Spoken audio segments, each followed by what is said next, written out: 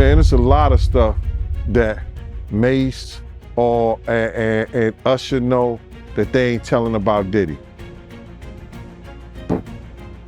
There's a lot of stuff that they know. Can you imagine, bruh? Can you really imagine? What you mean by Usher though? Usher used to stay with Diddy too, when he was younger.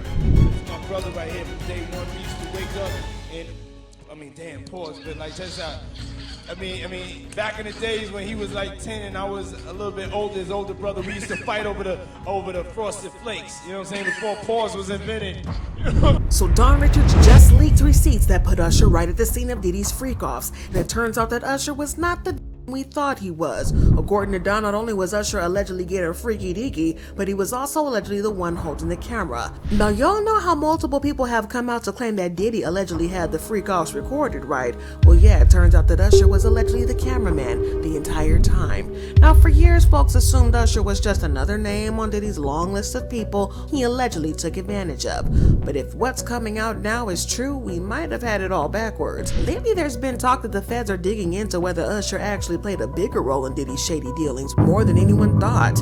It's not just speculation anymore because Don's statement heated up the situation all over again. On top of all that, there are whispers he may have helped Diddy recruit or groom other young men. Now people are giving Usher the side eye, wondering if he was more involved than he let on. And if these investigations pan out, he might be looking at serious legal drama of his own. Whew, y'all, it's getting real messy out here, so let's unpack it.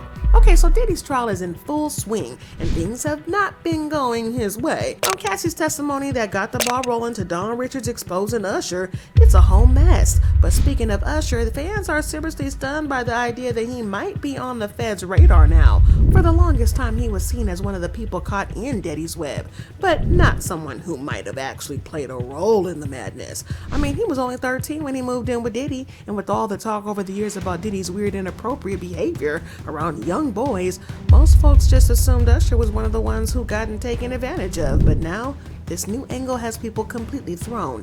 It's flipping the whole story on its head. Now Usher has stayed real quiet about whatever happened between him and Diddy back in the day, and honestly, who could blame him? There's no shortage of stories about Diddy allegedly threatening people into silence. We're talking about a man who reportedly blew up Kid Cudi's car to send a message, and Cudi himself backed that up. Now if Diddy's bold enough to come forward someone who is as high profile as Kid Cudi, just imagine what he might have been doing to people without that kind of visibility or protection. It's no wonder folks kept their mouths shut. But here's the wild part. Word on the streets is that the feds have allegedly been on to Diddy's rumored fixation with young boys for years. Like this isn't some new investigation because they've supposedly been looking into him since way back in 2013. Apparently some leaked info came out a few months ago showing that the feds have been quietly building a case for over a whole decade. Now according to a court filing that was filed in 2013, during a debriefing session with federal investigators, James Rosemond, the music manager turned kingpin, was reportedly questioned about preferences of entertainers, including whether Sean Diddy Combs was having intimate relationships with the underage boys, according to a U.S. District Court filing. But y'all, it got even messier because there's way more where that came from. A leaked page from Kim's supposed unfinished memoir allegedly claimed that Diddy wasn't just close with Usher, he was intimate with him. And she even suggested that Diddy supposedly gave Usher.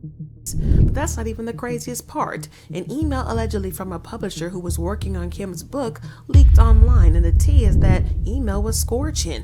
According to the message, Kim's manuscript went deep, naming names, describing footage of Diddy's encounters, dishing out details on who he allegedly slept with, incidents involving STDs, and even blowout between Diddy and Usher's mama. Y'all, this was also backed up by a blind item that went viral, as Cassie had evidence that Kim Porter gave her. So what was in Kim's book? You want to hear it? Here it go. Now, I cannot confirm or deny what's in this book, but ain't nobody fit Natasha K. me. So in this book, it detailed his relationships with men, footage of those encounters. It had the names of the men he slept with, a disease.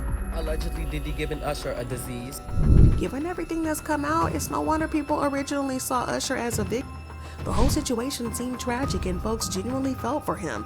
But now with Diddy's alleged confession and the receipts resurfacing, it looks like the feds might be viewing even Usher in a totally different light. You know, as someone who may have been in on it, not just just caught in the crossfire. The word in the streets is that even after all the shady stuff that Diddy allegedly put him through, Usher might have still turned a blind eye at what was happening around him. This isn't coming out of the nowhere. Diddy's former bodyguard Gene Deal was one of the first to drop hints saying Usher definitely knows more than he's letting on. No. Man, it's a lot of stuff that Mace and Usher know that they ain't telling about Diddy. There's a lot of stuff that they know. Can you imagine, bruh?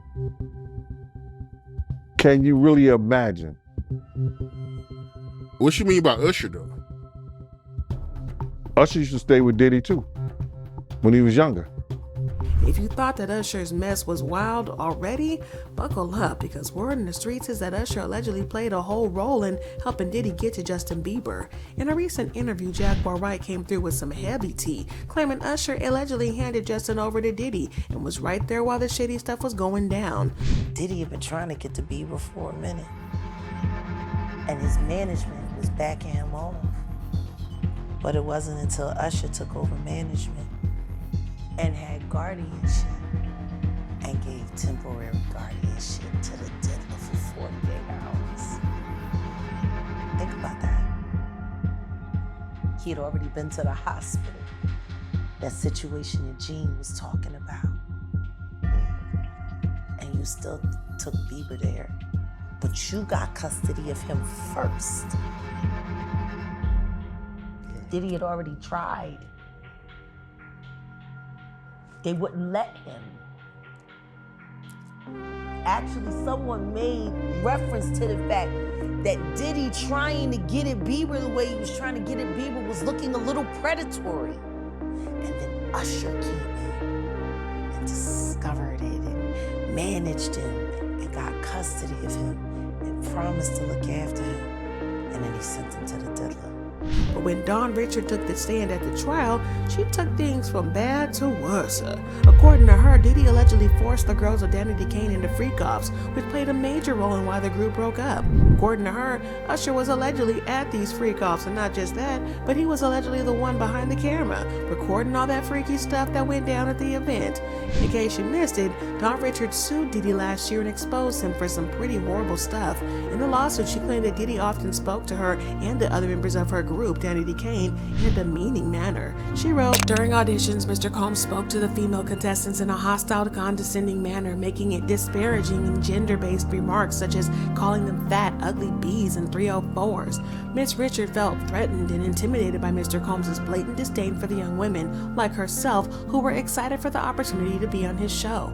She continued, "Once the ban was made, Mr. Combs' contempt for women was readily apparent as he continued to display a hostile behavior towards Miss Richard and her all-female Diddy Kane bandmates.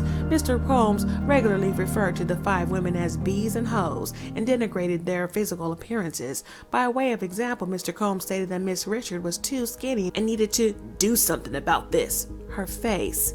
In another section, she revealed that Diddy would force them to practice so much that it started to feel like torture to them because they were never allowed to take breaks. She wrote, "Throughout the productions of making the band 3 and 4, Mr. Combs deprived Miss Richard and her Diddy Kane bandmates of basic needs such as adequate food and sleep. When Miss Richard and her Diddy Kane bandmates requested meals or rest, Mr. Combs refused and chastised them with derogatory comments like, 'You bees don't want this,' or 'Y'all ain't hungry enough,' and 'I'm paying you bees to work.' This demeaning behavior gradually undermined Miss Richards' confidence and contributed significantly to her growing feelings of insecurity and fear of reprisal from Mr. Combs."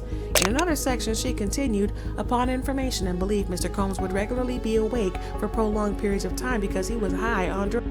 During these periods, Mr. Combs demanded continuous access to Miss Richard and her Diddy Kane bandmates, often forcing them to record and rehearse for stretches of 36 to 48 hours without breaks, forced to choose between eating and sleeping. Miss Richard lost a significant amount of weight, weighing approximately 100 pounds. I'm almost certain that breaks just about every labor law in existence, but then again, Diddy was out here running things like a full-blown dictator." She also claimed that Diddy would allegedly have young girls hanging out in his studio, partying while he passed around illegal substances like they were candy, and that lines right up with what Lil Rod mentioned in his lawsuit. So it's not looking like just some random accusation anymore. The stories match up and it's not a good sign. Unlike the others who've come forward with lawsuits, Dawn was actually the first to speak out about Diddy's exes, and Cassie Ventura and Kim Porter, and the disturbing things she claims she witnessed during her time in Danity Kane. She recalled the very first time she met Cassie, saying it happened the same day Diddy did. According to Dawn, Diddy allegedly zeroed in on Cassie right away and used his influence to intimidate her. Not long after, he supposedly pressured her into dumping her boyfriend so she could start dating him instead. The way Dawn told it, the control started from day one. The court documents said Miss Richard was present when Mr. Combs was introduced to Cassandra Cassie Ventura for the first time in or around 2006. The moment Mr. Combs first saw Miss Ventura, his demeanor noticeably shifted. Mr. Combs positioned himself directly in front of Miss Ventura's scent, invading her personal space, and fixated on her with an intense, unyielding stare, isolating her from other people in the room, including Miss Ventura's then boyfriend, music producer Ryan Leslie. It continued, Mr. Combs behaved in such an intimidating, predatory manner the first time they were off camera, made Miss Richard feel deeply apprehensive and afraid of him. Subsequently, Miss Ventura ended her relationship with Mr. Leslie and began dating Mr. Combs, who would become violent towards her. But Dawn didn't stop there. She also opened up about some of the violent incidents Cassie allegedly went through at the hands of Diddy. And get this, some of the moments she described weren't even mentioned in Cassie's lawsuit. We already thought that Cassie's lawsuit and witness testimony during the trial was disturbing enough, but now that it's clear that she might have held back some of the details, it really makes you wonder just how much worse things actually were behind the scenes. Dawn said, on the first day of recording, Miss Richard and Mr. Harper arrived at Mr. Combs' home and waited in the kitchen, where Mr. Combs' girlfriend Miss Ventura was frying eggs for him. Miss Richard observed Mr. Combs come down the stairs looking high on drugs, enter the kitchen, approach Miss Ventura and scream, "I've been asking you for my ish. I can't stand you, but you never do it right." Mr. Combs pushed Miss Ventura against the wall and choked her, then picked up the scalding hot pan of eggs and threw it at her, causing her to fall to the ground in a fetal position. Cursing and screaming, Mr. Combs dragged Miss Ventura up the stairs. Frozen in shock and terror, Miss Richard heard glass shattering, crashing, and banging noises as Mr. Combs dragged Miss Ventura up the stairs. And when Dawn tried to intervene, Diddy threatened to unalive her, saying stuff like, "Y'all B, don't get in my relationship, don't tell my B, Miss Ventura, what she need to be doing. Just make my money and shut the F up. I end artists. I shelve careers you could be missing. And you B's wanna die today?" Among other threats. Y'all, it sounds like Diddy was a menace, and an Avengers level type of menace. Move over, Thanos. But she then claimed that Diddy put Cassie through hell, roughing her up for the fun of it. Mr. Combs' namesake temper frequently manifested in physical violence. Mr. Combs regularly hurled objects in fits of rage, often throwing items such as mobile phones, laptops, food, and studio equipment across the room or at people. On numerous occasions, Miss Richard witnessed Mr. Combs brutally girlfriend, Miss Cassandra Cassie Ventura. His persistent abuse included choking and strangling Miss Ventura, striking her with his hands and with objects, slapping her, punching her, and throwing items at her, including a scalding hot pan. She also claimed that Diddy often put hands on Cassie in the presence of multiple people from the industry, including Usher. She claimed that Usher allegedly saw Diddy put hands on Cassie multiple times, but he never did or say anything. She wrote, Combs hosted a dinner at a West Hollywood, California restaurant, which Miss Richard and Miss Harper were required to attend. Among the guests at the dinner were celebrities like Neo and Usher, as well as Mr. Levine. At the dinner, Mr. Combs and Miss Ventura had an argument. In front of the dinner guests, Mr. Combs hissed at Miss Ventura in a screaming whisper and forcibly punched her in the stomach, causing her to double over in visible pain. Crying, Miss Clark escorted Miss Ventura out of the restaurant, and Mr. Combs remained and continued socializing with the dinner guests. But that's not all, because she claimed that Usher saw Diddy put hands on Kim Porter as well, and also kept his mouth shut. She wrote, on one occasion in or around 2005, during the first season of Making the Band 3, Miss Richard observed Mr. Combs' ex-partner and the mother of his 3 children, Kim Porter, leaving Mr. Combs' recording studio in tears with visible facial injuries, including a lacerated lip. Realizing that Mr. Combs was capable of committing acts of violence against women caused Miss Richard to feel deep apprehension and fear that Mr. Combs could one day physically harm her. So with all this information, I guess it's not that surprising that Usher might allegedly have been caught into these freak-offs. I mean, we already knew that Usher went to the Diddy parties, and he had the time of his life at these parties, even when it got too freaky. Well, at this point, we have to wonder if anybody in Diddy's circle is innocent, or whether if this, because at this point, it's looking all shady. Anyways, I got to know what y'all feel about this. Do you think that Usher was a victim, or do you think that he was an accomplice? Drop your thoughts and comments below and then check out this next video.